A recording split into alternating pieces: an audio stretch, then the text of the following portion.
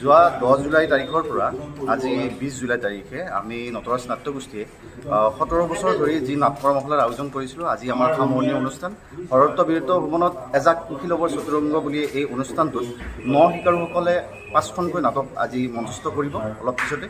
গতিকে আমি এটাই আশা কৰোঁ যে এই নাটকৰ মাজেৰে যে এজন প্ৰকৃত মানুহ হৈ থাকিব পাৰে, সমাজৰ যিকোনো পৰিস্থিতিত সিহঁতে মানুহক সহায় কৰিব পাৰে, যে এজন মানুহ হিচাপত যিখিনি কাম কৰিব লাগে আমি এই কৰ্মশালাৰ দ্বাৰাই শিকাৰুসকলক নাটকৰ লগতে এই দিশটো আমি শিক্ষা প্ৰদান কৰিছোঁ।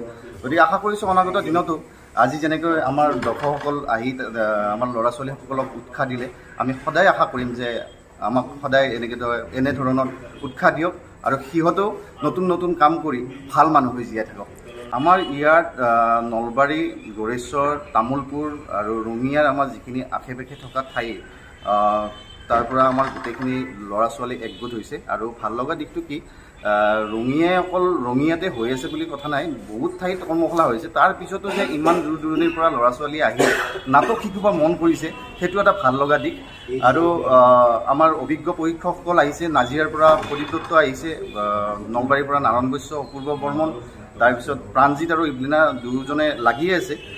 তো আমি আশা কৰিছোঁ আপোনালোকে মৰম দিয়ক আৰু নটৰাজ সদায় ভাল হৈ থাকক।